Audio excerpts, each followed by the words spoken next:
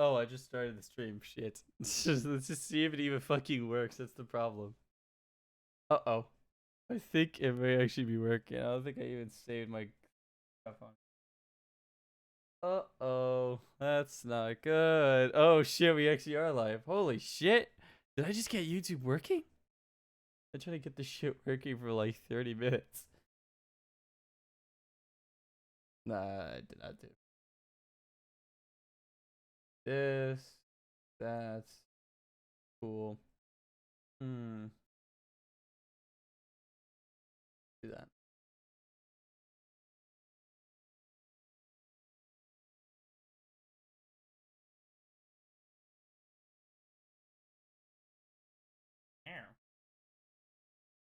Let me just.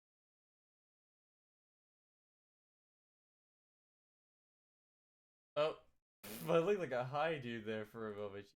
Christ. What's up, Shadowcross? Give me just a moment here. I need to turn off something that I have on OBS. Hey!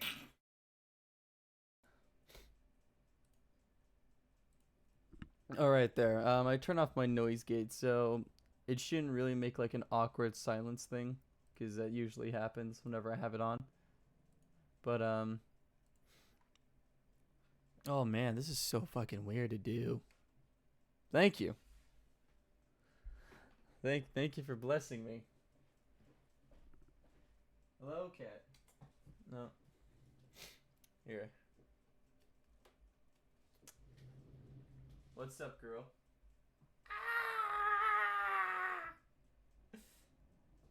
Ow! Fuck! Okay. Okay. We're gonna do a narration today, yo. It's not gonna be on Princess's Rogue, sadly, because I don't want to do that yet until I know for sure I can narrate properly. It's been 3 months. I'm not gonna fucking narrate something without testing to see if I can still get it down.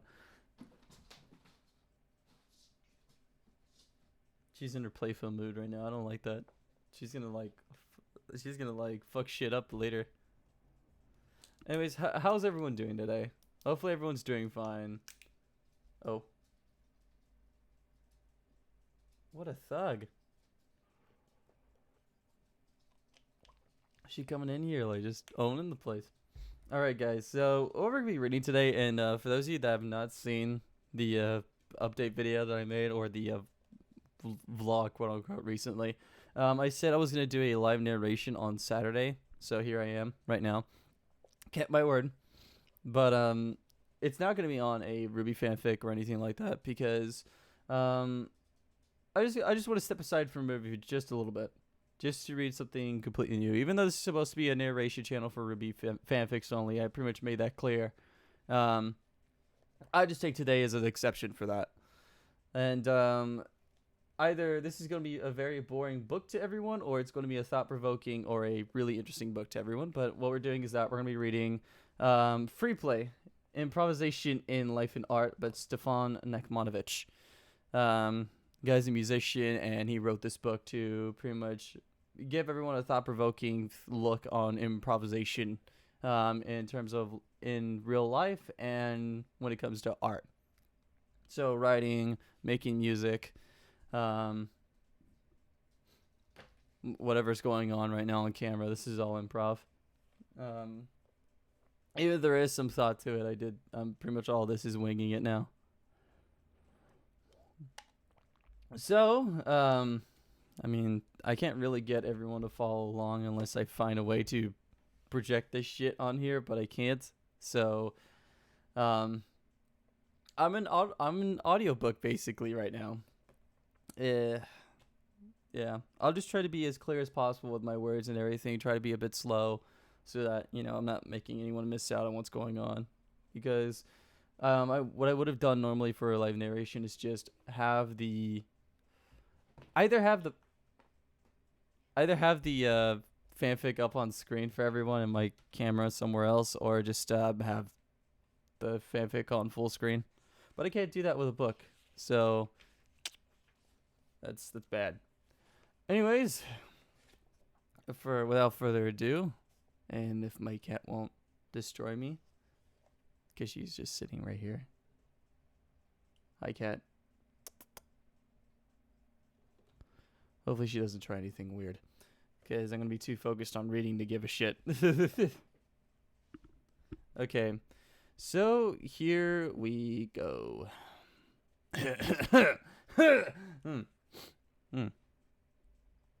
Crank myself up a little bit more just in case. Okay. Prologue. A new flute. This is a quote here. A god can do it, but will you tell me how a man can penetrate through the lyre's strings? That was by Rainier Maria Rilke. There is an old Sanskrit word, lila, which means play. Richer than our word, it means divine play. The play of creation, destruction, and recreation. The folding and unfolding of the cosmos. Lila, free and deep, is both the delight and enjoyment of this moment and the play of God. It also means love.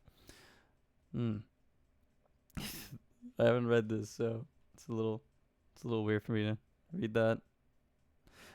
Lila may be the simplest thing there is, spontaneous, childish, disarming. But as we grow and experience the complexities of life, it may also be the most difficult and hard-won achievement imaginable. And its coming to fruition is a kind of homecoming to our true selves. I want to begin with a story, transcribed from Japanese folk sources. It covers the whole sweep of the journey we will take in these pages.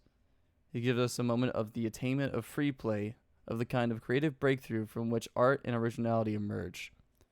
It is a tale of a young musician's journey from mere brilliance toward a more genuine artistry, one that emerges unimpeded from the very source of life. And so begins the story. A new flute was invented in China. A Japanese master musician discovered the subtle beauties of its tone and brought it back home, where he gave concerts all around the country. One evening, he played with a community of musicians and music lovers who lived in a certain town. At the end of the concert, his name was called. He took out the new flute. It played one piece.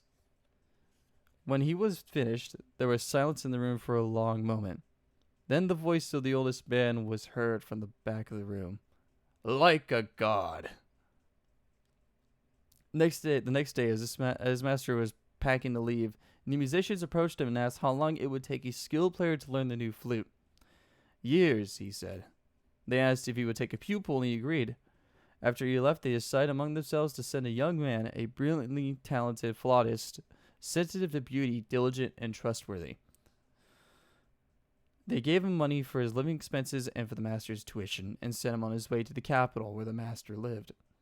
The student arrived and was accepted by his teacher, who assigned him a single, simple tune. At first, he received systematic instruction, but he easily mastered all the technical problems. Now he arrived for his daily lesson, sat down, and played his tune, and all the master could say was, something lacking. The student exerted himself in every possible way. He practiced for endless hours, yet day after day, week after week, all the master said was, something lacking. He begged the master to change the tune, but the master said no. The daily something lacking continued for months on end. The student's hope of success and fear of failure became ever magnified and be swung from agitation to despondency. Finally, the frustration became too much for him. One night, he packed his bag and slinked out. He continued to live in the capital city for some time longer until his money ran dry. He began drinking. Finally, impoverished, he drifted back to his own part of the country. Ashamed to show his face to his former colleagues, he found but far out in the country. Oh my God. Oh. He found a hut far out in the countryside. I can't read cursive, fuck's sake. He still possessed his flutes, still played, but found no new inspiration in music. Passy farmers heard him play and sent their children to him for beginner's lessons. He lived this way for years. One morning there was a knock at his door. It was the oldest past master from his town, along with the youngest student. They told him that tonight they were going to have a concert, and they had all decided it would not take place without him. With some effort, they overcame his feelings of fear and shame, and almost in a trance, he picked up a flute and went with them. The concert began. As he waited behind the stage, no one intruded on his inner silence. Finally, at the end of the concert, his name was called. He stepped out onto the stage in his rags. He looked down at his hands and realized that he had chosen the new flute. Now he realized that he had nothing to gain and nothing to lose. He sat down and played the same tune he had played so many times for his teacher in the past. When he finished, there was silence for a long moment. Then the voice of the oldest man was heard, speaking softly from the back of the room, like a god. And so we get into the actual story. Well, the actual talks of improvisation. Introduction. Improvisation, it is a mystery. You can write a book about it, but by the end, no one still knows what it is. When I improvise and I'm in good form, I'm like somebody half sleeping. I even forget there are people in front of me. Great improvisers are like priests. They're thinking only of their God. Stefan Grappelli. Alright. I am a musician. One of the things I love best is to give totally improvised solo concerts on violin and viola. There is something energizing and challenging about being one-to-one with the audience and creating a piece of work that is both the freshness of the fleeting moment and, when everything is working, the structural tautness and symmetry of a living organism. It can be a remarkable and often moving experience in direct communication. My experience of playing in this way is that I am not doing something. It's more like following or taking dictation. This is, of course, a feeling that has been expressed many times by composers, poets, and other artists.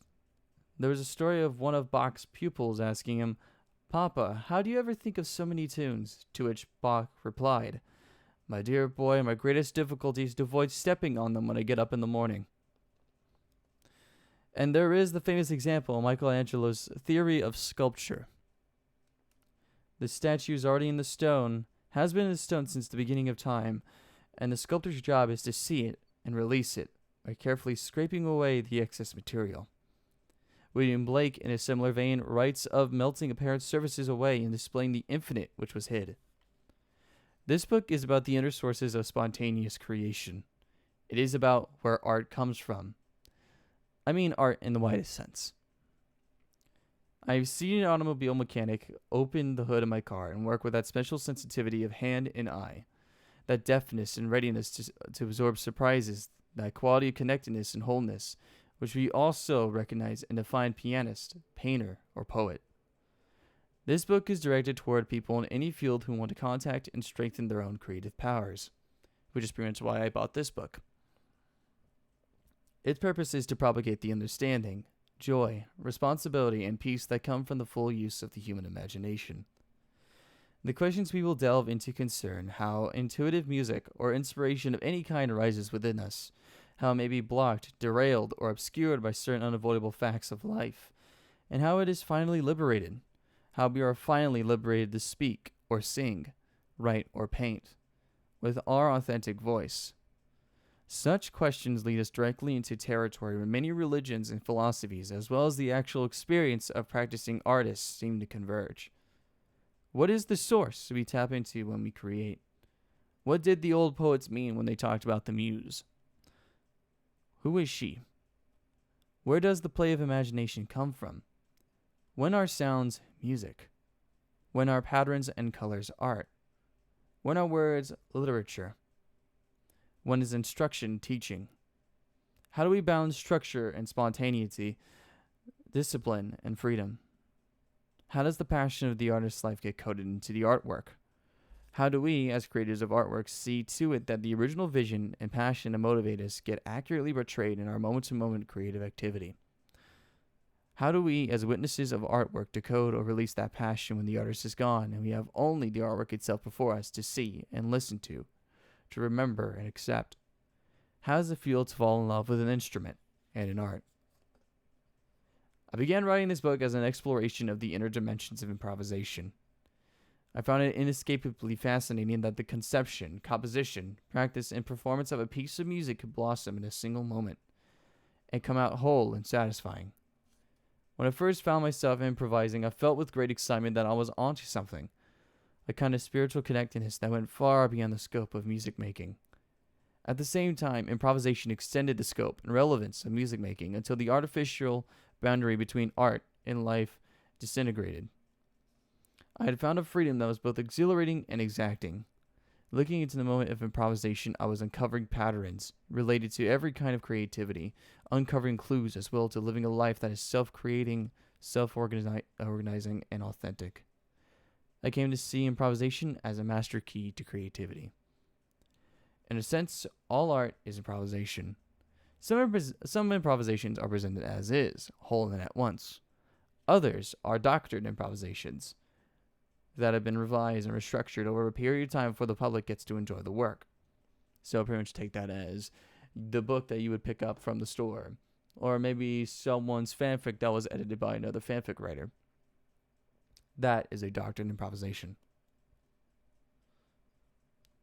A composer who writes on paper is still improvising to begin with, if only mentally, then taking the products of the improvisation and refining and applying technique and theory to them. Composing, wrote Arnold Schoenberg, is a slow-down improvisation. Often one cannot ride fast enough to keep up with the stream of ideas. Finished artworks that we see and love deeply are in a sense the relics or traces of a journey that has come and gone. What we reach through improvisation is the feel of the journey itself. Improvisation is the most natural and widespread form of music making. Up until the last century, it was integral even to our literate musical tradition in the West. Leonardo da Vinci was one of the great pioneers of improvisation on the viola da braccio, and with his friends put on entire operas in which both the poetry and the music were made up on the spot. In Baroque music, the art of playing keyboard instruments from a figured bass and harmonic outline that the player fills in according to his fancy of the moment resembled the modern jazz musician's art of playing over themes, motifs, or chord changes. In classical times, the cadences of violin, piano, and other concertos were meant to be improvised, a chance for the player to put his own creative display into the total artwork. Both Bach and Mozart were renowned as very free, agile, imaginative improvisers, and many stories, both moving and amusing, are attached to their exploits in this field. Beethoven, when he first came to Vienna, became known as an astounding improviser on the piano, and only later as a composer. Here are the reports of two musician witnesses. I fancy that to these improvisations of Beethoven's, I owe my most vivid musical impressions. I maintain that unless one has heard him improvise well and quite at ease, one can but imperfectly appreciate the vast scope of his genius. His tempestuous inspiration poured forth such lovely melodies and harmonies unsought, because mastered by musical emotion, he gave no thought to the search after effects that might have occurred to him with pen in hand. He knew how to make such an impression on every listener that frequently there was not a single dry eye. While many broke out into loud sobs, for there was a certain magic in his expression, aside from the beauty and originality of his ideas and his genial way of presenting them. When he had concluded an improvisation of this kind, he was capable of breaking out into boisterous laughter. Unfortunately, tape recorders were not available in those days. So when artists wanted to preserve their music, they had to be as deft with the pen as they were with their instruments. Mozart was perhaps the greatest improviser with pen and paper. He often wrote the fair copies of his scores and parts straight out, inventing the music as fast as the pen would go and hardly ever blotting a line. Beethoven, by contrast, intimately knowing the sounds he wanted, carrying them in his head for years at a time, could only record them on paper by the most laborious and energetic process of sketching, editing, and crossing out, rewriting, and refining. His notebooks were a copious mess. Through them, we are able to trace step by step the evolution of his musical thoughts. If I can try and open the water bottle while I'm doing this. There we go. The rise of the formal concert hall in the 19th century gradually put an end to concert improvisation. The specialization and professionalism in all fields of living. The industrial age brought with it an excessive emphasis on specialization and professionalism in all fields of living. Most musicians confine themselves to the note-for-note playing of scores written by a handful of composers who somehow had access to the mysterious and godlike creative process. Composition and performance became progressively split from each other, to the detriment of both. Popular and classical forms also became ever more split from each other, again to the detriment of both. The new and the old lost their continuity. We entered a period in which concertgoers came to believe that the only good composer was a dead composer. Improvisation made its reappearance in this century, notably in the field of jazz. Later in the century, Indian music and other improvisational traditions reintroduced musicians of extemporization on a theme or with any set style, free improvisation in the inventions of new and personal styles of art, making art coming into their own. Today, many artists are joining together in improvisatory chamber ensembles.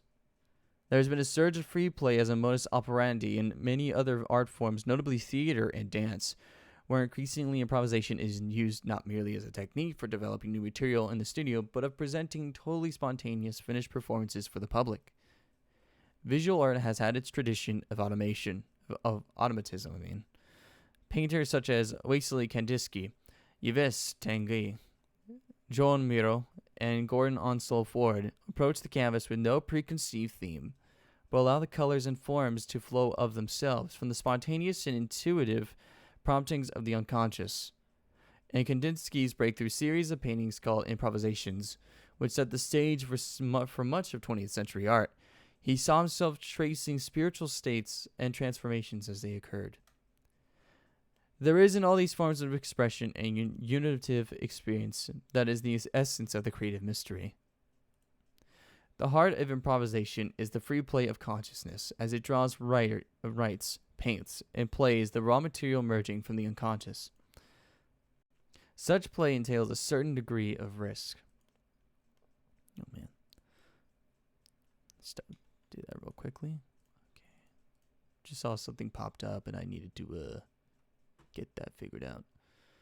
Okay.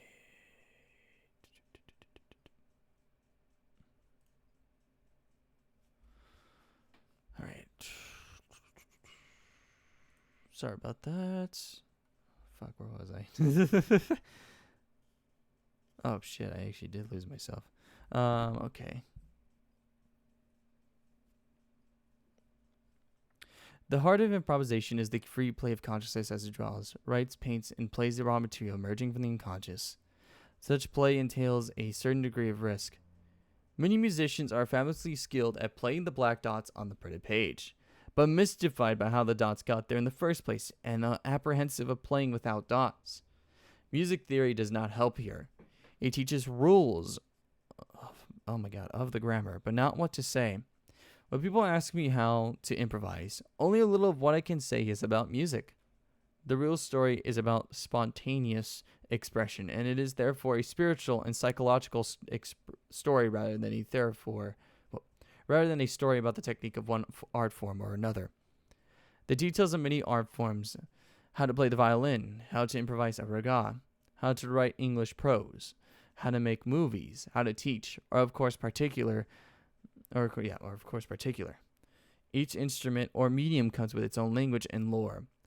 But there is a kind of meta-learning, a meta-doing that transfers across styles and forms, and it is that essence that I want to touch on in these pages. While there are certain principles that apply to a particular field, others apply across the board to all fields of creative activity.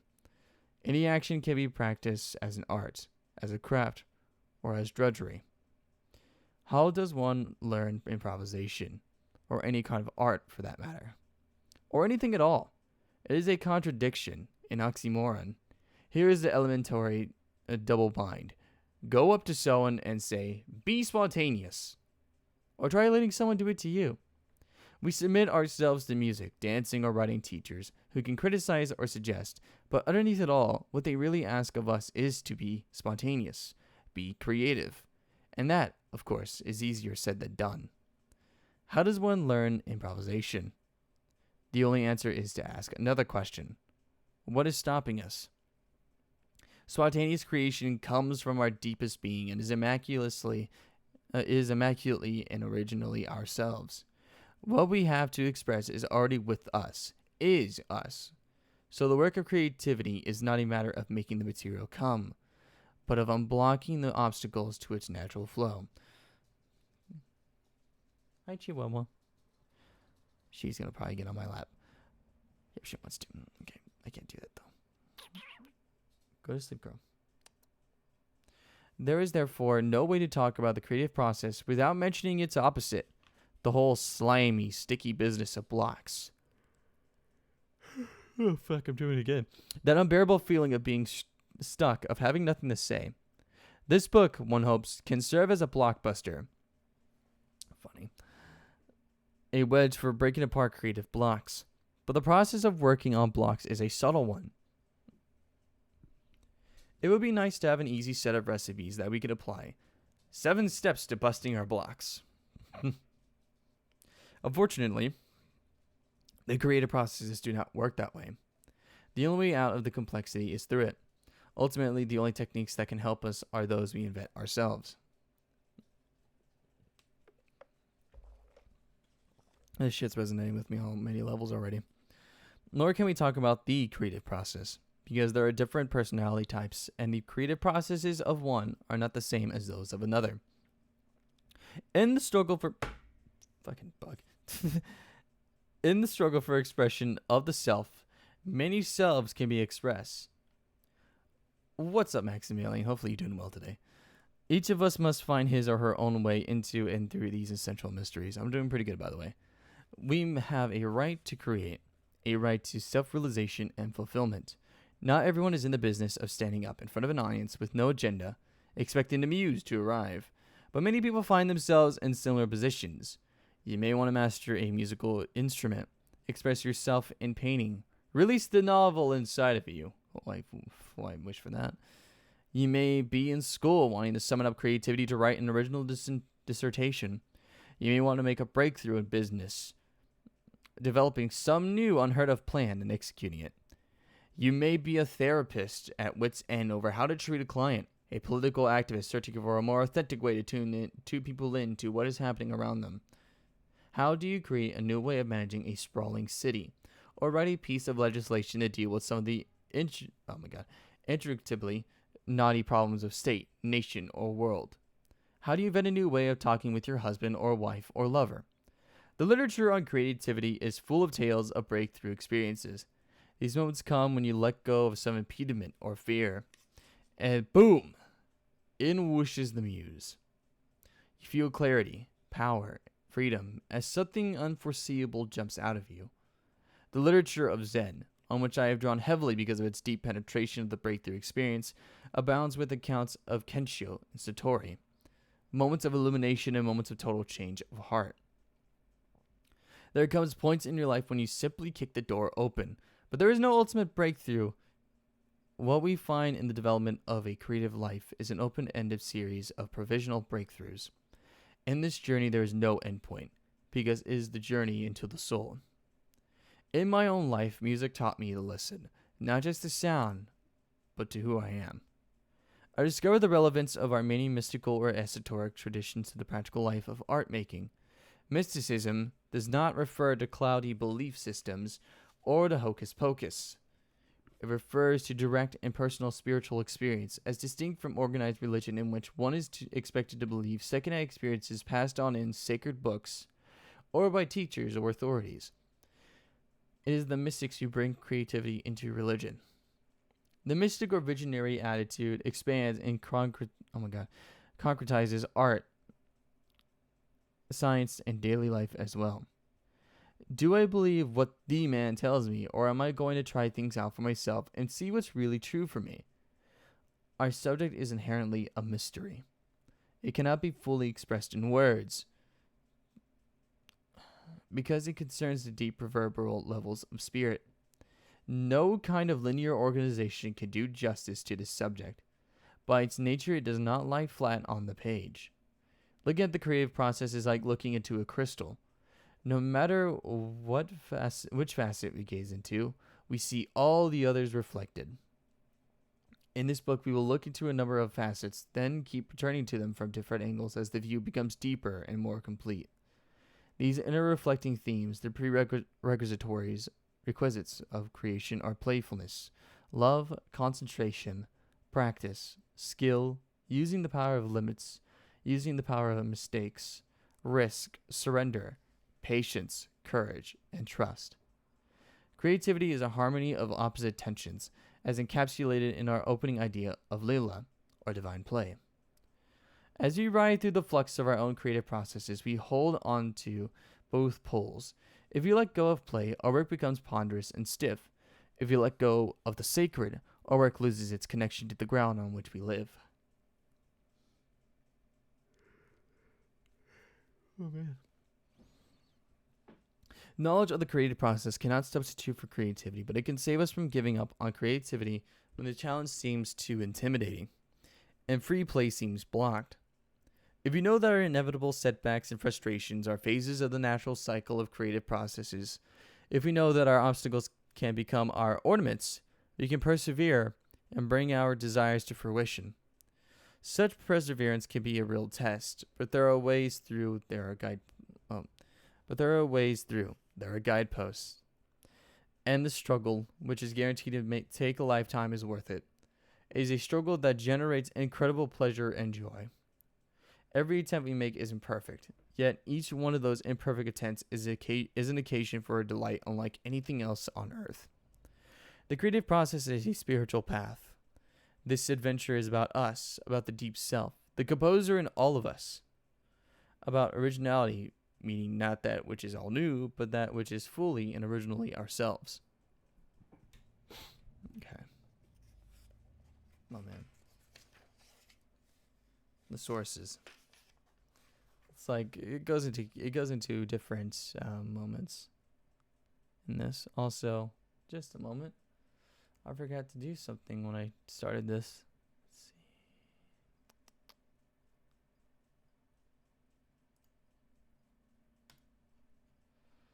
Okay. Love your voice, but I have to go. Have a nice day. Okay. See you later, Shadowcross. Let me. Okay. Oh, turn it down, please. Okay. Stop that. Oh, I needed to check and see if the stream was actually working, because I was just narrating and I'm on the stream dashboard, but I was like, I paused and I'm like, I hope that I'm not legitimately pausing the stream, because I don't know how YouTube streaming works. It's more complicated than Twitch in a way. Some ways. Okay, now for inference.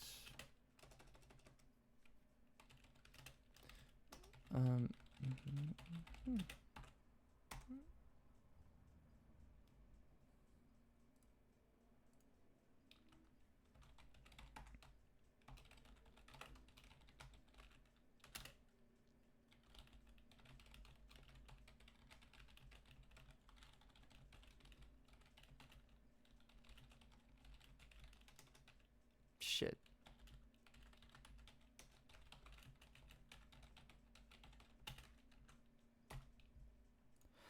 Alrighty. Okay, let us continue. Okay. Inspiration in time's flow. Here's another quote. Pretty much every new segment or chapter of this story gives a quote.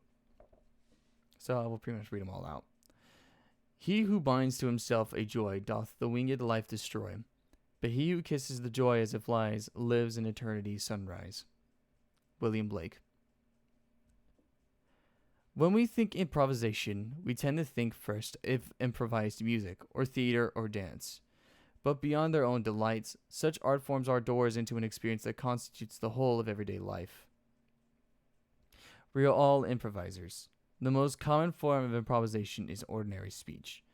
As we talk and listen, we are drawing on a set of building blocks, vocabulary, and rules for combining them, grammar. These have been given to us by our culture, but the sentences we make with them may never have been said before and may never be said again. Every conversation is a form of jazz. The activity of instantaneous creation is as ordinary to us as breathing. Whether we are creating high art or a meal, we improvise when we move with the flow of time and with our own evolving consciousness, rather than with a preordained script or recipe. In composed or scripted art forms, There are two kinds of time. The moment of inspiration in which a direct intuition... Ooh, shit. In which a direct intuition of beauty or truth comes to the artist. Then the often laborious struggle to hold on to it long enough to get it down on paper or canvas, film, or stone. A novelist may have a moment, literally a flash, of insight in which the birth, meaning, and purpose of a new book reveals itself, but it may take years to write it. During that time, he must not only keep the thought fresh and clear, he must also eat, live, make money, suffer, enjoy, be a friend, and everything else human beings do. In composed music or theater, moreover, there is yet a third kind of time. Besides the moment, or moments, of inspiration and the time it takes to write the score, there is the time of the actual performance. Often the music is not even performed until after the composer's death. In improvisation, there is only one time. This is what computer people call real time. The time of inspiration, the time of technically structuring and realizing the music, the time of playing it, and the time of communicating with the audience, as well as ordinary clock time, are all one. Like what I'm doing right now, technically. Memory and intention, which postulate past and future, and intuition, which indicates the eternal present, are fused. The iron is always hot. Inspiration, experienced as an instantaneous flash, can be delightful and invigorating and can generate a lifetime of work. Giving birth to a line of poetry brings with it an incredible rush of energy, coherence, and clarity, exaltation and exultation. In that moment, beauty is palpable, living. The body feels strong and light. The mind seems to float easily through the world. Emily Dickinson said in this regard that the poem is exterior to time. Improvisation is also called extemporization, meaning both outside of time and from the time. But this beautiful feeling is not enough. Like many other beauties and joys, it can betray us by appearing in one moment and vanishing in the next. If it is to result in a tangible artwork or an extended improvisation of any quality, the creative inspiration must be sustained in time, and to do art only for the high feeling of completion and connectedness in the moment of inspiration would be like making love only for the moment of orgasm. The work of the improviser is therefore to stretch out those momentary flashes, extend them until they merge into the activity of daily life. Wow, I look pretty high when I'm reading. All right. We then begin to experience creativity in the free play of improvisation as one with our ordinary mind in our ordinary activity. The ideal which we can approach but never fully reach, for we all get stuck from time to time, is moment to moment non-stop flow.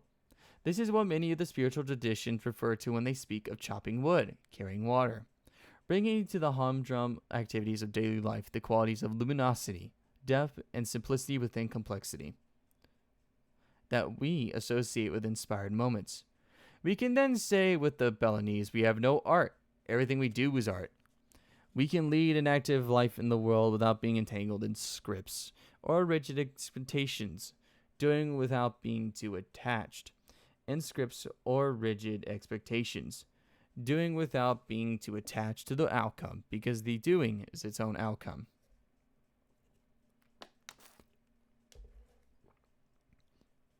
I'm not doing well in my voice, I can already tell. A walk, following your intuitive promptings down the streets of a foreign city, holds rewards far beyond a planned tour of the tried and tested. Such a walk is totally different from random drifting. Leaving your eyes and ears wide open, you allow your likes and dislikes, your conscious and unconscious desires and irritations, your irrational hunches, to guide you whenever there is a choice of turning right or left. You can cut a path through the city that is yours alone, which brings you face to face with surprises destined for you alone. That's true. You discover conversations and friendships, meetings with remarkable people. When you travel in this way, you are free. There are no have-tos and shoulds. You're structured at first only, perhaps by the date of the plane departure. As the pattern of people and places unfolds, the trip, like an improvised piece of music, reveals its own inner structure and rhythm. Thus, you set the music for fateful encounters. There are many situations in which we are inappropriately expected to plan or script the future. In particular, communication about human relationship tangles and twists, when it does not come straight from the heart and straight from the mind. This is why we instinctively spot political speeches as fake. We tend to feel a little queasy whenever someone reads a prepared speech, even a very good one, instead of talking directly to us. If you are giving a public talk, it is fine to plan what you might say in order to sharpen your awareness. But when you arrive, throw away your plans and relate in real time to the people in the room. In many schools, teaching is expected to follow syllabi that lay out what students will learn, as well as when and how they will learn it. But in a real classroom, whether kindergarten, graduate school, or the school of life, there are live people with personal needs acknowledged. A particular tap in this direction will shift this person's perspective. After today's discussion, you know that this reading will be good to assign, based on what seems like the natural flow to the next step. You cannot plan these things. You have to teach each person, each class group, and each moment as a particular case that calls out for particular handling. Planning an agenda of learning without knowing who is going to be there, what their strengths and weaknesses are, how they interact, prevents surprises and prevents learning. The teacher's art is to connect in real time to the living bodies of the students with the living body of the knowledge. There are also plenty of settings that are appropriate for scripted behavior. If I'm going to give an improvised concert, I leave to the feeling of the moment what and how I will play. But if I have announced the concert for Saturday night at 8:30 and people have arranged their lives to arrive at that time, then come hell or high water, I will be there and be ready to play. And if that concert is to take place in a foreign city, I have no desire to encounter an improvised airline schedule. A physician friend asked me what this ephemeral business of spontaneous creativity has to do with someone like him, whose work is practical and scientific. I asked back, what is artistry in medicine? He said that in hack medicine,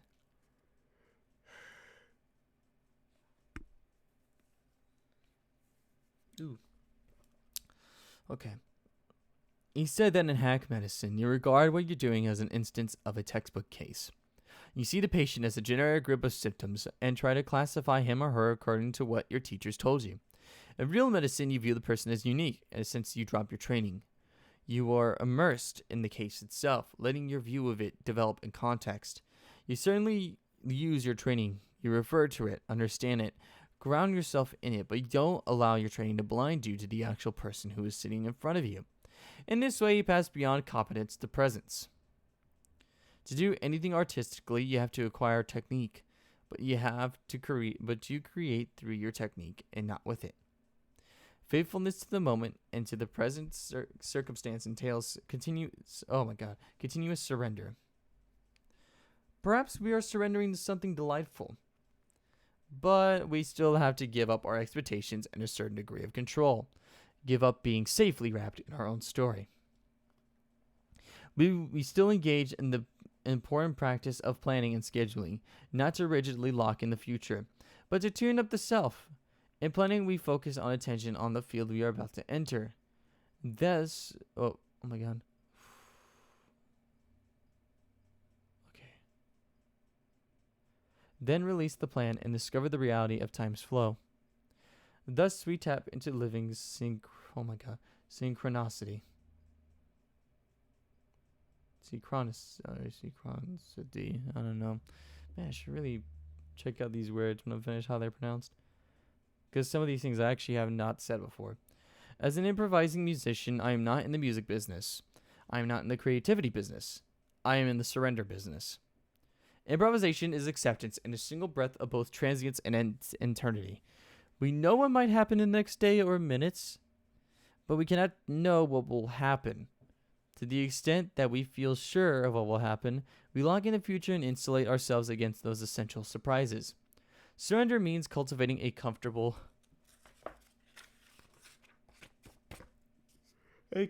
attitude toward not knowing, being nurtured by the mystery of moments that are dependably surprising, ever fresh. Since the 1960s, the psychological issue of being in the moment has become a conscious preoccupation for many people. God, my nose is itchy. It came to be seen as one of the keys to self-realization, and variants of it are on the lips of 1,000 teachers and gurus. The popularity of this idea tells us that we have touched on an issue of vital importance for our times. It crops up in every field, from romantic love to quantum mechanics. An empirical fact about our lives is that we do not and cannot know what will happen a day or a moment in advance. The unexpected awaits us at every turn and every breath. The future is a vast, perpetually regenerating mystery, and the more we live and know, the greater the mystery. When we drop the blinders of our preconceptions, we are virtually propelled by every circumstance into the present time and the present mind. The moment, the whole moment, and nothing but the moment. This is the state of mind taught and strengthened by improvisation. A state of mind in which the here and now is not some trendy idea, but a matter of life and death, upon which we can learn to reliably depend. We can't depend on the world being a perpetual surprise and perpetual motion, and a perpetual invitation to create. Any good jazz player has innumerable tricks he can fall back on whenever he gets stuck. But to be an improviser, you have to leave these tricks behind. Go out on a limb and take a risk. Perhaps occasionally fall flat on your face. In fact, what audiences love most is for you to go ahead and fall. Then they get to see how you manage to pick yourself up and put the world back together again. A creative life is risky business. To follow your own course, not pattern on parents. Wow.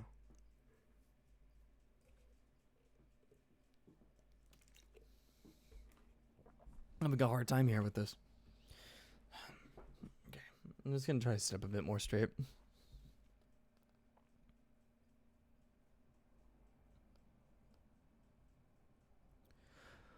Upon which we can learn to reliably depend.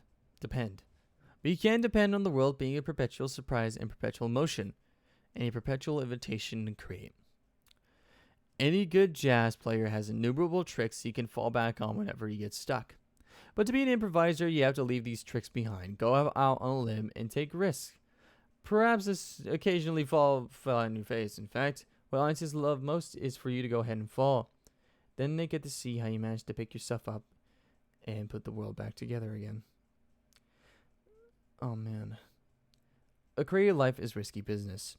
To follow your own course, not pattern on parents, peers, or institutions, involves a delicate balance of tradition and personal freedom. A delicate balance of sticking to your guns and remaining open to change. While in some dimensions living a normal life, you are nevertheless a pioneer, venturing into new territory, breaking away from the molds and models that inhibit the heart's desire, creating life as it goes. Acting, creating in the moment, without props and supports, without security, can be supreme play. And it can also be frightening, the very opposite of play. Stepping into the unknown can lead to delight, poetry, invention, humor, lifetime, friendships, self-realization, and occasionally, a great creative breakthrough. Stepping into the unknown can also lead to failure, disappointment, rejection, sickness, or death. In creative work we play undisguisedly with the fleetingness of our life with some awareness of our own death. Listen to Mozart's later music. You hear all its lightness, energy, transparency, and the good humor, yet you also hear the breath of ghosts blowing through it. Death and life came to be that close for him. It was the completeness and intensity with which both primal forces met and fused in him, and his freedom to play with those forces that made Mozart the supreme artist he was. Every moment is precious, precisely because it is ephemeral and cannot be duplicated, retrieved, or captured. We think of precious things as those to be hoarded or preserved. In the performing arts, we want to record the beautiful, unexpected performance, so we schedule a rematch for the camera. Cat, don't stretch like that. You're hitting stuff.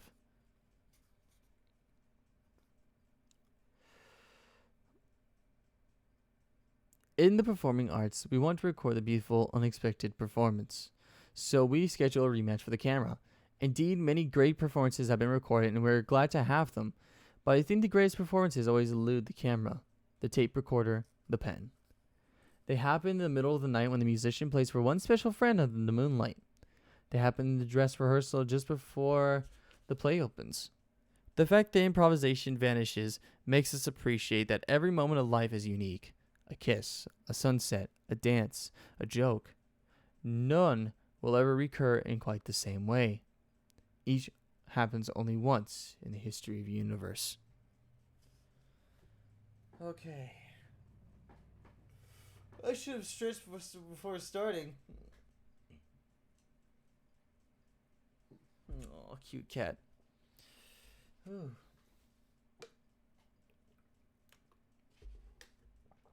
All right. Sorry about that. Ooh. Ba-ba-ba-ba.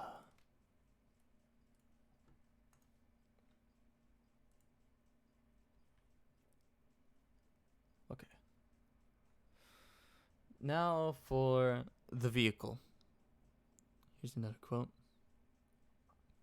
There's a vitality, a life force, an energy, a quickening that is translated through you into action, and because there is only one of you in all time, this expression is unique. And if you block it, it will never exist through any other medium and will be lost. Martha Graham. Each piece of music we play, each dance, each drawing, each episode of life reflects our own mind back at us, complete with all its imperfections, exactly as it is. In improvisation, we are especially aware of this reflective quality. Since we cannot go backward in time, there is no crossing out. There's no crossing out, editing, fixing, touching, retouching, or regretting. In this respect, spontaneous music resembles oriental calligraphy or ink painting. What's up, Durda? Hopefully you're doing well today. That watery gray-black ink on the brush, sliding over thin, fragile paper, does not allow a single mark or line to be erased or retraced. The painter, calligrapher, must treat space as though it were time. The single-minded impulse from belly to shoulder to hand to brush to paper leaves its once and for all trace, a unique moment forever frozen on paper, and the peculiarities and imperfections which are there for all to see are the mark of the calligrapher's original nature. The minute particulars of body, speech, mind, and movement are what we call style, the vehicle through which self moves and self manifests itself. The essence of style is this: we have something in us, about us. It can be called many things, but for now, let's call it our original nature. We are born with our original nature, but on top of that, as we grow up, we accommodate to the patterns and habits of our culture, family, physical environments, and the daily business of the life we have taken on. What we are taught solidifies as reality. Our persona, the mask we show the world, develops out of our experience and training step by step from infancy to adulthood.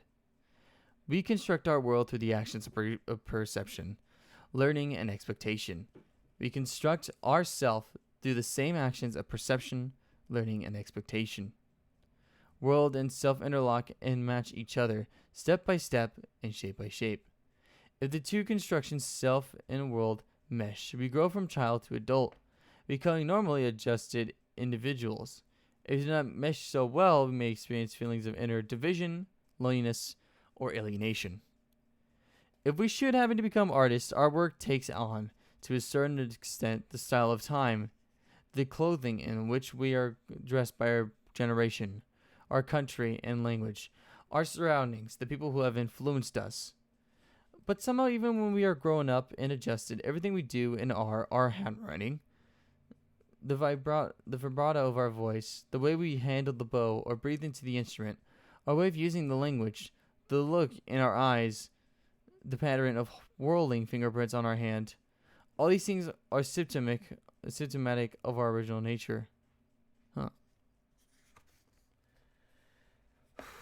Okay. They all show the imprint of our own deeper style of or character. It is sometimes thought that in improvisation we can do just anything. But lack of a conscious plan does not mean that our work is random or arbitrary. Improvisation always has its rules, even though if they are a priori rule. When we are totally faithful to our own individuality, we are actually following a very intricate design. This kind of freedom is the opposite of just anything. We carry around the rules inherent in our organism. As living, patterned beings, we are incapable of producing anything random. We cannot even program a computer to produce random numbers. The most we can do is create a pattern so complex that we get an illusion of randomness. Our body-mind is a highly organized and structured affair. Interconnected as only a natural organism it can be that has evolved over hundreds of millions of years. An improviser does not operate from a formless vacuum, but from 3 billion years of organic evolution, all that we were is encoded somewhere in us. Beyond that vast history, we have even more to draw upon, the dialogue with the self.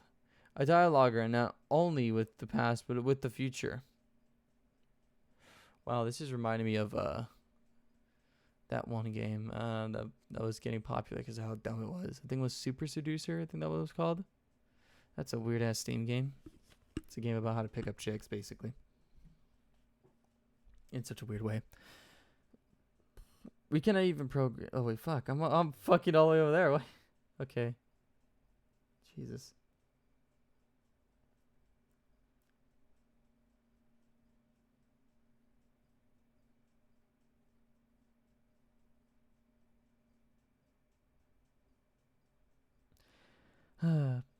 A dialogue not only with the past, but with the future, the environment, and the divine within us. As our playing, writing, speaking, drawing, or dancing unfolds, the inner unconscious logo of our being begins to show through and mold the material. This rich, deep patterning is the original nature that impresses itself like a seal upon everything we do or are. We can see character by the way people walk, or dance, or sit still, or look, or write. Look at the impulsive scrawls and hand scratches of Beethoven's musical handwriting, revealing the uncontrived defiance and integrity of his mind. Look at the flow and clarity of Bach's musical handwriting, revealing the uncontrived tidiness and roundness of his mind. Style and personality come through in every mark they made. Style is the vehicle the vehicle of their greatest passion, not only personal but transpersonal.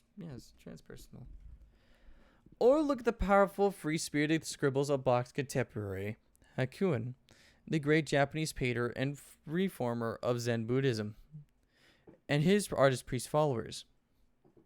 Some of the artworks we particularly remember them for are their unsos, those portraits of mind and reality that consist of nothing but an O, a circle, brushed on paper with a single stroke. There's more to that nothing but than meets the eye.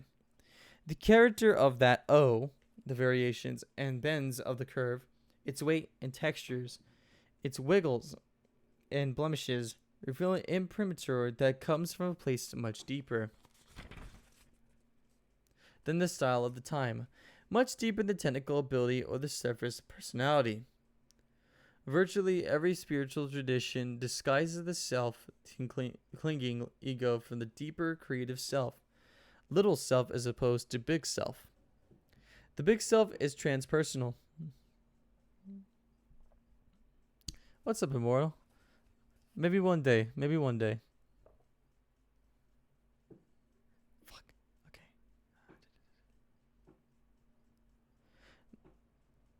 Than the style of the time, much deeper than technical ability or the surface of personality.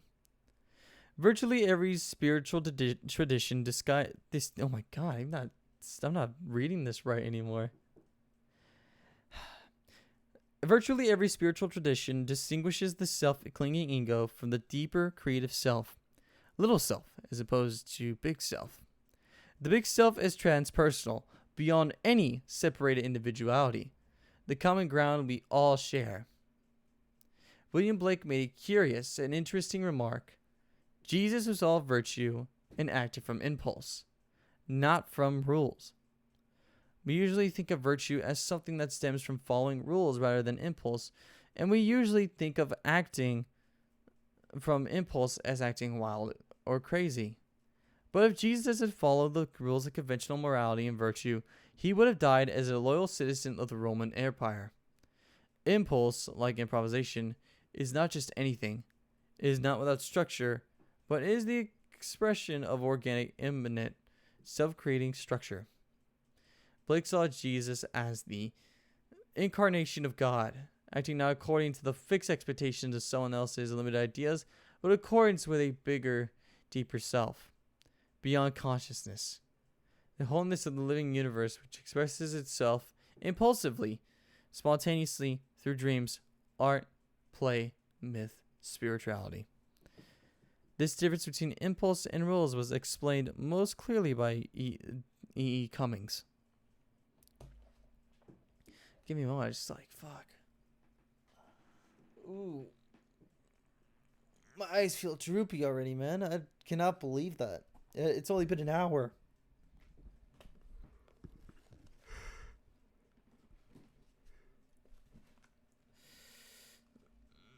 But for those of you that just showed up, I hope you're all having a good day. It's certainly mind-opening to be reading this story and also to be narrating again.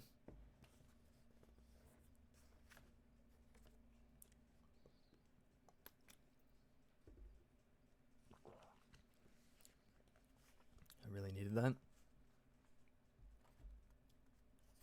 Alright, here's a quote. Big fan of William Blake's and love seeing him get reference and love he deserves. Of course. Yeah, he's a really great guy. Alright. When God decided to invent everything, he took one breath bigger than a circumstant, and everything began. When man determined to destroy him, he picked the was of shall, and finding only why, smashed it into because. Oh my God. Wow, that was. Man, I can't even talk that kind of English. Those Zen artists with their simple O's had the knack of concentrating the whole of self into the simplest acts. The spontaneous simple circle is the vehicle of self, the vehicle of evolution, the vehicle of passion. It is the big, simple breath of God, uncomplicated by was and shall, why and because. As our flute player discovers, that imprimatur can never be studied or replicated just for effect. Hakuin wrote, "If you forget yourself, you become the universe." That mysterious factor of surrender, the creative surprise that releases us and opens us up, spontaneously allows something to arise. If we are transparent with something to hide, a gap between language and being disappears. Then the muse can speak. Okay, so here we are. Here's another section. Sorry about that. The stream. Haha, I'm streaming. Here's a quote. There on that scaffolding reclines Michelangelo, with no more sound than the mice make. His hand moves to and fro like a long-legged fly upon the stream. His mind moves upon silence. W.B. Yeats. Let me take another drink of water. I'm thinking the next narration is actually just going to be a live narration of The Princess's Rogue. We'll probably just do like 3 chapters. Let's return to Michelangelo's idea of removing apparent surfaces to reveal or liberate the statue that had been buried in the stone since the beginning of time. Michelangelo claimed that he was guided by a faculty he called intelletto. Intellecto is intelligence, not of the merely rational kind, but visionary intelligence, a deep seeing of the underlying pattern beneath appearances. Here, the artist is, as it were, an archaeologist, uncovering deeper and deeper strata as he works.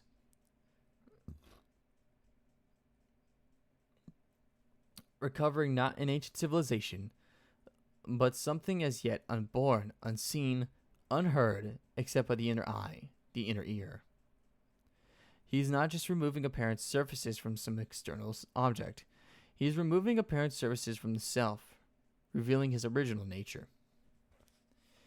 The ancient Taoists spoke of one's own being while in the meditative state as an unsculpted block of time. As stone is to a sculptor, so time is to a musician. Whenever he gets up to play, the musician stands there facing his own unsculpted block of time. Over this seemingly featureless void he draws perhaps a violin bow, which is a device for carving or shaping time, or let us say for discovering or releasing the shapes that are latent in that unique moment of time. Actually, I just realized something because I'm going to be reading it and some people might come in and ask why or ask what it is that I'm reading. Let me just write the thing here for text. So text title. Maybe put it in some format that can be easy to read.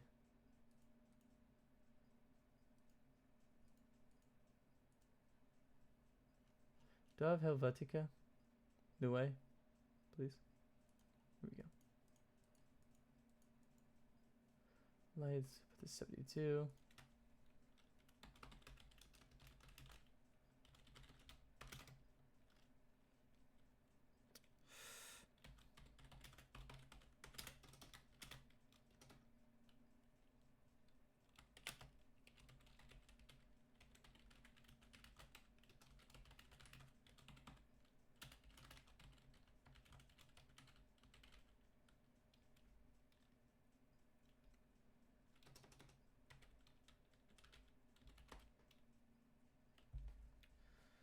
Okay, and then let me put a background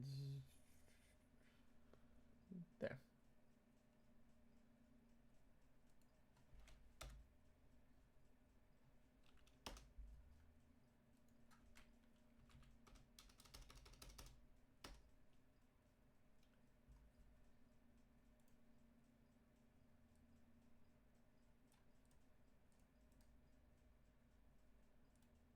That works. Yeah, this is just so that if anyone asks like what the story is, up here on screen, everyone.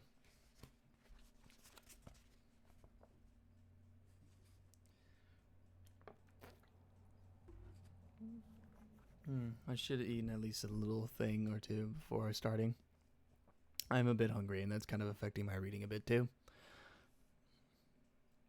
Yeah, I have to like kind of swallow my own saliva sometimes because I'm like, I'm hungry. Okay. Okay.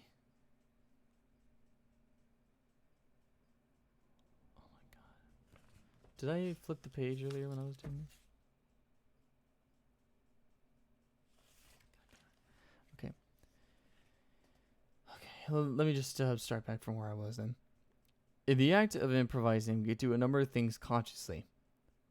We can say to ourselves, this theme needs repeating. I think this story just played with me there. This new part of the material needs to be sewn together with the part that came a few minutes ago. This is horrible. Cut it short or change it. This is great. Let it grow. This feels like I'm approaching the end, and so forth. We're operating on a continuous stream of emerging pattern. We can modify the music, train it, make it more segmented, more symmetrical, larger, or smaller. All these operations can be taught and learned, but the content, the stuff that is being operated upon, cannot be taught or learned. It is simply there to be seen, heard, felt. Not by the five senses, but some faculty that resembles intellectual.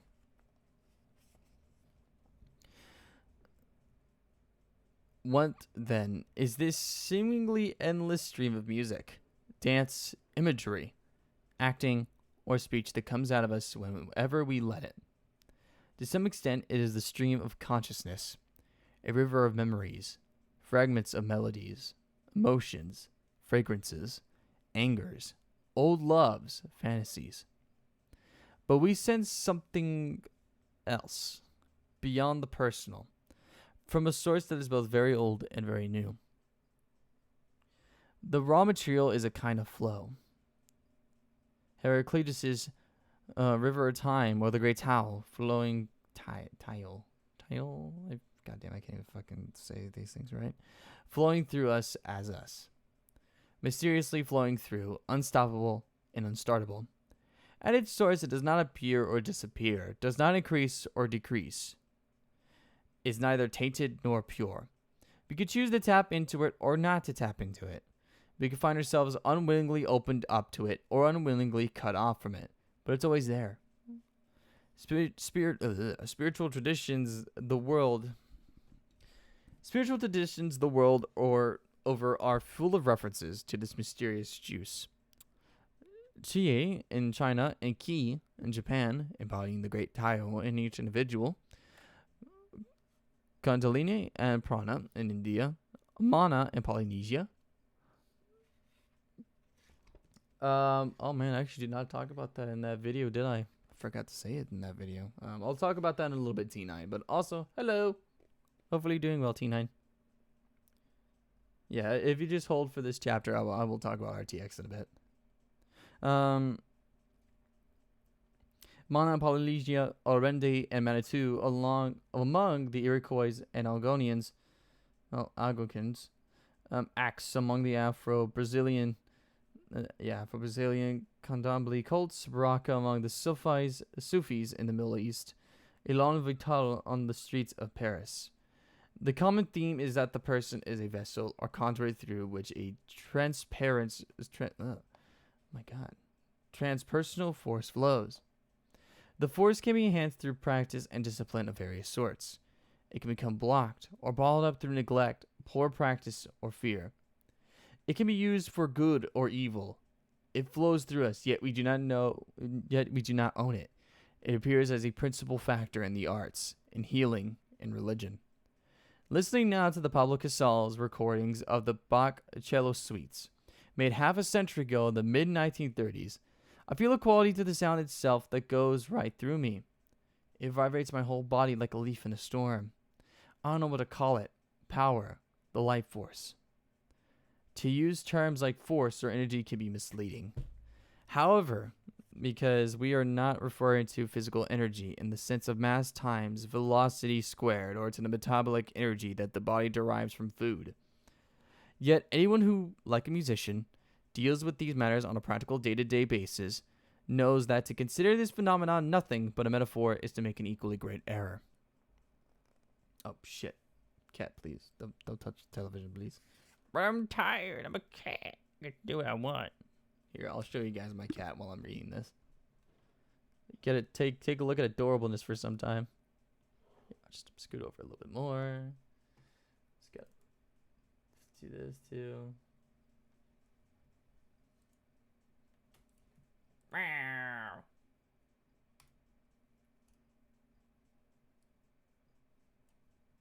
There you go, guys. Okay. What the shamans, artists, healers, and musicians are talking about is not a force or energy, though it is expressed or carried by fluctuations of energy. Just as music is carried in the realm of energy, just as music is carried on the fluctuations of sound waves or radio waves. It is not in the realm of energy, but in the realm of information, of pattern. Looking out now over the ocean, the birds, the vegetation, I see that absolutely everything in nature arises from the power of free play, sloshing against the power of limits. The limits may be intricate, subtle, and long-lived like the genetic structure of the orange tree before me. But the pattern of the ocean, the pattern of the orange tree, or the seagulls, arises organically. It is a self-organizing pattern.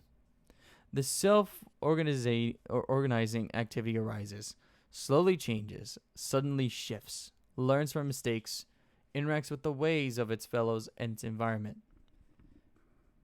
These creative processes, inherent in nature, are called by some people evolution, by others creation. Unending flow through time and space of this pattern of patterns is what the Chinese call the Tao. Amidst the world over, the creator gods, making do with what simple materials they have in hand. Water, fire, moonlight, mud. Improvise the land and sea, the world of animal and plant, human society, the arts, the cosmos, and history. These creative processes are a paradigm for how our own creative processes work at those especially beautiful moments when the work flows and work is play, and the process and the product are one. The creative and the receptive, making and sensing, are a resonant pair, matching and answering each other. Michelangelo, in surrendering to the archetypal shapes laid in the stone, did not make statues, he released them. He consciously followed Plato's ideal that learning is really remembering. In the dialogue Meno, for example, Plato shows how Socrates releases from a supposedly ignorant slave the most abstruse knowledge of mathematics and philosophy by asking the right questions in the right way. That deep innate patterning of information is holographically present in whatever we care to look at. Not just in Michelangelo's blocks of Carrara marble, but in everything. In us interacting with everything, us in reflective of everything. It is as if there were something underneath this piece of paper, a pattern whose outline I am trying to catch and make visible by pointing to it with these words. Art sculpture metaphor should not trap us into thinking that intelletto is seeing into a static or ideal essence. The knowledge we tap into is intelletto of a dynamic reality in constant flux. A flux that is not random, but is in itself a pattern of patterns. When we experience inspiration, be it in love, in invention, in music, in writing, in business, in sport, in meditation, we are tuning into this ever-present, ever-changing environment of information about the deep structure of our world, this ever-flowing Tao. All right, so that was the chapter, by the way. So pretty much what I'm doing with RTX is that most likely I'm not going anymore. It was originally planned that I was going to RTX, like definitely, like working and everything, setting money aside for it. I was going with a group of friends, but then afterwards, just fucking one night argument broke out and I left. And essentially, even if I make up with those people, it's too late to get a weekend pass. And it's probably too late to even get a hotel room set.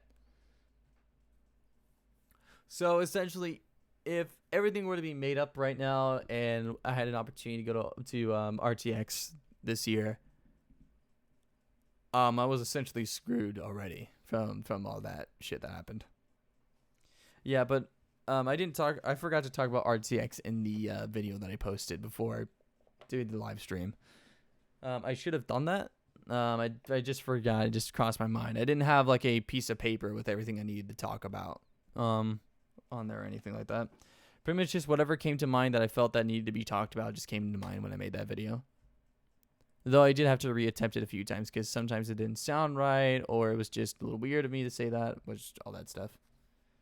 Also, every time my cat stretches, she's literally stretching her paws onto the television, which is where I have OBS so I can see what's going on and you guys too. She stretches her paws onto the buttons right there. And pretty much she ends up either turning off the television or anything like that. Or just hitting the input button. Careful, girl. Come on. Was it this input? Yeah, it was that input. Okay, cool. She did it again. You're so cute, girl. Meow. I'm a cat.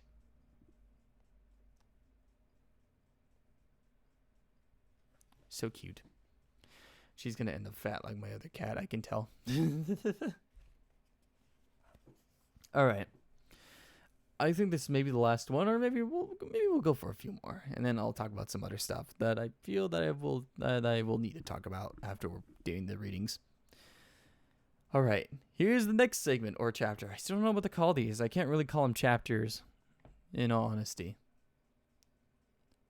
Anyways, T9, if you're still here, I hope that response helped out with your question. All right, the Muse. Here's a quote, everyone, once more. To the rationally minded, the mental process of the intuitive appears to work backward. His conclusions are reached before his premises. This is not because the steps which connect the two have been omitted, but because those steps are taken by the unconscious. Francis Wicks. Book. Oh, well, I'll put her out of focus. Sorry, girl. Now you get to see Blurry Cat.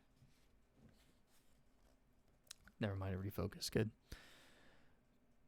To be infinitely sensitive to the sound, sight, and feel of the work in front of us is to listen for our intuitive voice. Our muse, as she used to be called, or genius, as he used to be called. The Romans believe that we each have our genius, a familial deity or spirit guide. For me, it's just this one girl I know at school that I have a really big crush on. She's a really cool person. Our genius senses and reflects what is around us. We transform matter, time, and space through our own original being. The source of creative inspiration has been variously identified in the world's cultures as a woman, a man, or a child. The female muse is a figure we are familiar with from the ninefold muses of Greek mythology and from the post-Renaissance poets. Her roots stretch back beyond humanity to the Earth Mother. She is the goddess of wisdom, Sophia. The male muse appears as the... because I just saw that huge message. I'll check that out soon.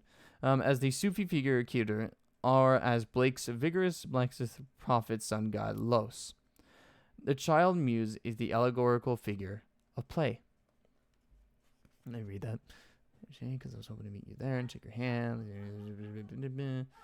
Oh, I see.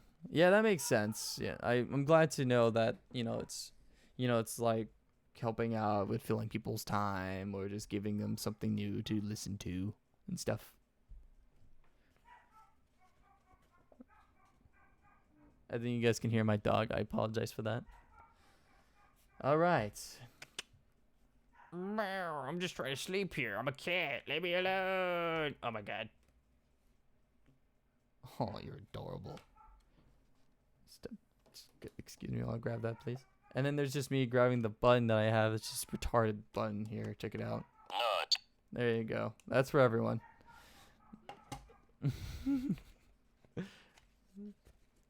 Oh my god.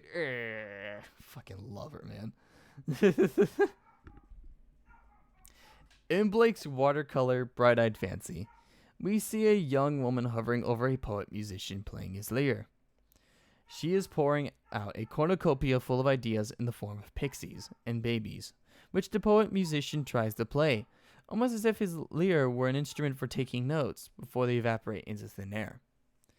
Keter was personified by the Sufis as a man in a luminous green robe, the secret guide who whispered in the ear of Moses and the other prophets who could appear to any of us at the moment of need, when our tongues need freeing. The green robe is not cloth. It is Earth's real vegetation. Keter is known as the Verdant Wand, and as such he holds many of the attributes that we in the West associate with both the Muse and the Earth Mother. Male or female, the voice of the biosphere wells up within us. Why is she still barking?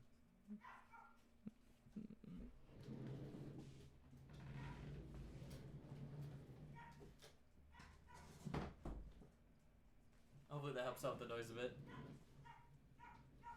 Oh no, she just started walking over here.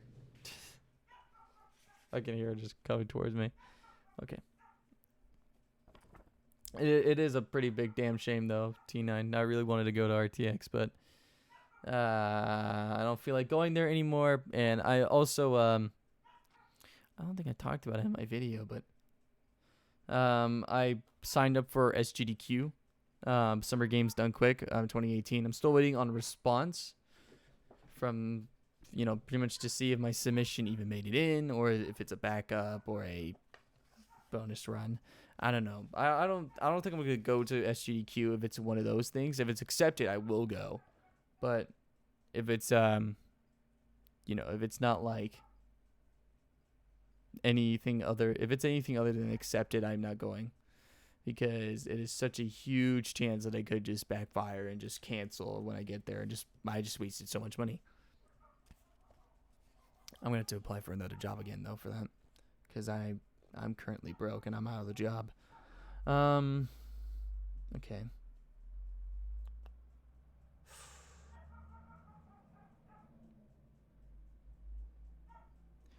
Keter is the green gold that the alchemists were trying to make, the color of foliage with sunlight shining through it.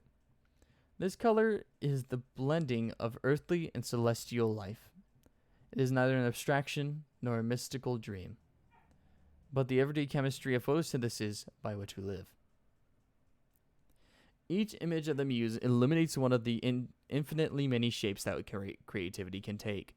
Here is a different one. Imagine how you might feel about your writing if instead of typing it on a computer or writing longhand, you were dictating it to a baby elephant holding a stylus in his trunk. In India, there is a god called Ganesh who is half boy, half elephant. The ancient bards of India were, like Homer, illiterate, but Ganesh could read and write, and he served as secretary to the poets. India's immense epic, the Mahabharata, was dictated by the poet Vyasa to Ganesh. Ganesh agreed to write down this poem, 13 times longer than the Bible, on the condition that Vyasa never stopped improvising his verses until the whole gigantic tale was finished. Vyasa agreed on condition that Ganesh write only what he could understand. If Ganesh did not understand something, he had to pause and think about it until he did. We conventionally think of the muse as the internal source of inspiration that the poet channels, but the Ganesh myth inverts the relationship. It shows us inspiration coming straight from the poet's heart, needing no explanation, no proof, no godlike source. While the mystery to be explained is techne from the Greek for art, the godlike phenomenon is not the inspiration. She's adorable.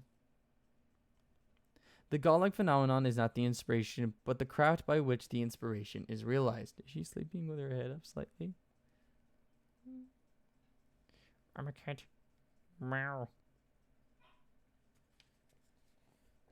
It's such adorable. Muses live not just in myth and legend, but in our day-to-day existence as well. We are free to invent our own muses as needed. Some friends and I formed a music dance theater improvisation group called The Congregation. One day we were congregating in the studio, completely blocked on the creative work we had set out to do together. Each of us angry about various frustrations that were piling up in our lives. Then Terry Sandgraf found an old cracked green tennis ball in a corner of the floor. She picked it up and squeezed it. The crack in one side popped open and shut as she kept squeezing. The other edge of the crack sported a protrusion that flipped in and out with a thwacking noise as the mouth opened and closed, just like a big broken tooth. Suddenly, Snaggletooth was born. As she worked the tennis ball, Terry began speaking in Snaggletooth's old, humorous, high-pitched voice. Snaggletooth told us to calm down, not to worry about being stuck in our work. She promised to tell us what to do when she did. She restored our good feelings, and it dictated a wonderful piece of art.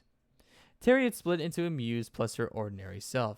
The muse, representing a bigger entity than self, was not Terry's personal muse, but our group muse.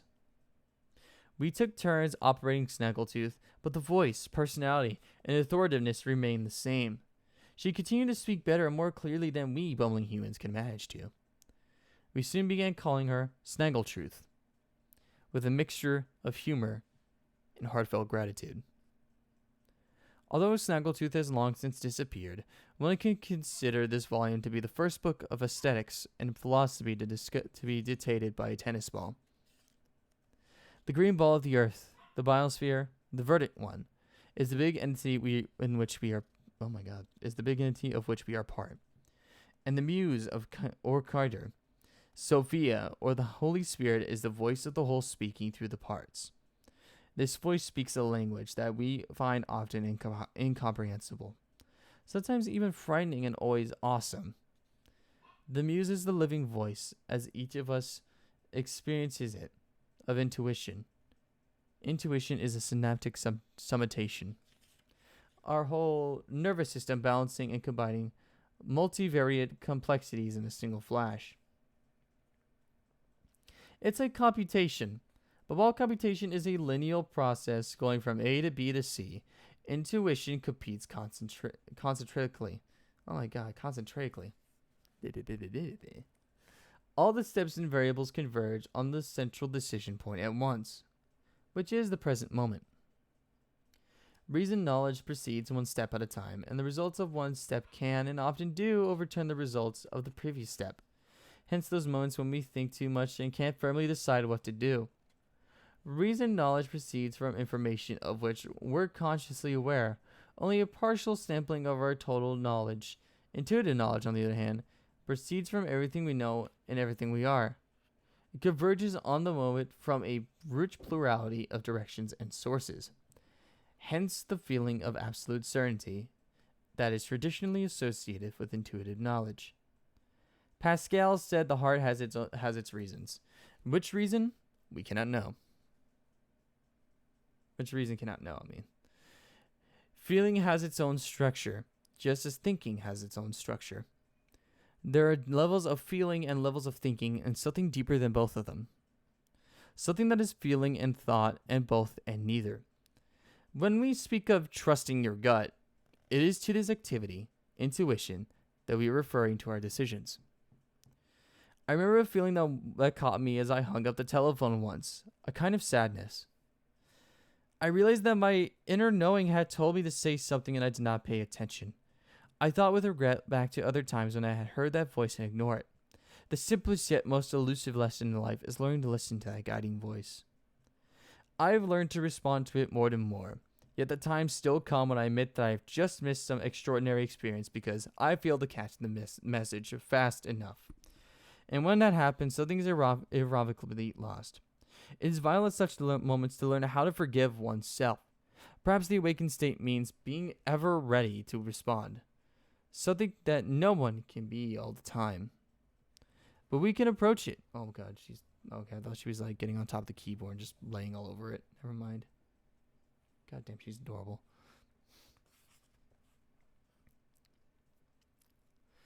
But we can approach it. We can learn to listen more and more reliably. Mastery means responsibility, ability to respond in real time to the need of the moment. Intuitive or inspired living means not just passively hearing the voice, but acting on it. Improvisation is intuition in action, a way to discover the muse and learn to respond to her call, even if we work in a very structured, compositional way. We begin by that always surprising process of free invention in which we have nothing to gain and nothing to lose. The outpourings of intuition consist of a continuous rapid flow of choice. Choice, choice, choice. When we improvise with the whole heart, writing this flow, the choices and images open into each other so rapidly that we have no time to get scared and retreat from what intuition is telling us. The whole essence of bringing art into life is learning to listen to that guiding voice.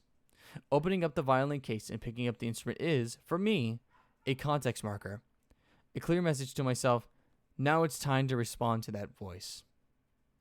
Because that moment is so marked, it is easy to tune in. The far greater challenge is to bring that poetic cognizance into daily life. Finding the heart's voice, that is the adventure at the core of this book, that is what every artist is dedicated to, the lifelong quest, not a vision quest, for vision is all around us, but our quest to learn to speak with our own voice. I'm actually thinking it's a really good place to stop there, even though it's only been an hour and 30. I do have things to talk about, so we'll pretty much make it 2 hours this stream.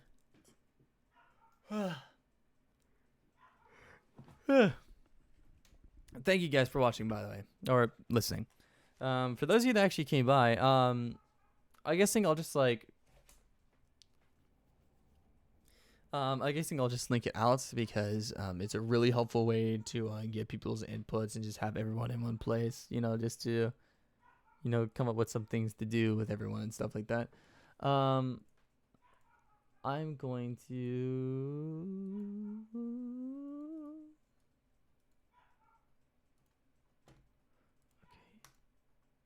So this link to never expire. I said it to never expire. Okay. All right. For those of you that are still here, I highly recommend jumping on. Oh, there you go. Jumping onto my Discord channel, mainly just so that people are around and everything, and I can easily get input from people in this community. I mainly stream on Twitch more than stream on YouTube for narrations. Whenever I stream for narrations, It's more just for a special circumstance. So like this one. This one's a practice narration. And also a great way to interact with anyone that comes by, just in case. That'd be page 42 that we were on. Well, technically it's not page 42, but it's pretty far in. Thank you guys, by the way, for listening to this, or if you have the book yourself, reading along.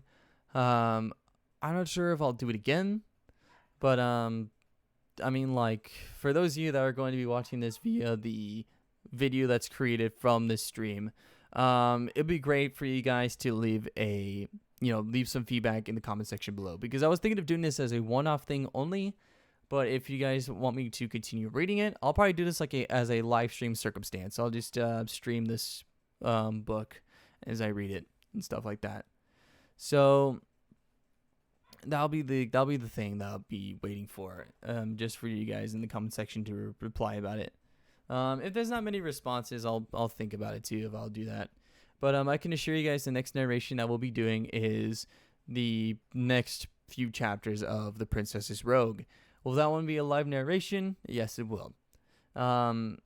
It's just a way for me, like, just to see if there's anyone that, or just like as a way to socialize with anyone that comes by in here, just to see how everyone's doing, because it's been a while. So, I guess I'm done here. Honestly, I don't really have anything else to say. I guess if there's anything going on in my life that I need to explain to everyone in case of a need of a delay, or maybe a special event that's happening that I'm taking part in that everyone should go and watch, I'll be sure to do that. For now, you guys, stay classy, and I hope you all have oh shit, hope y'all leave fucking just a moment here. Don't mind me. Don't mind me doing this shit. Oh, stop looking at my crotch. Jesus Christ. All right, and I look like I'm in heaven or something. Bam, back to the darkness. All right. Thank you guys so much for listening for the third time. And as always, stay classy. Have a great day, everyone, and a great evening. Mm-hmm.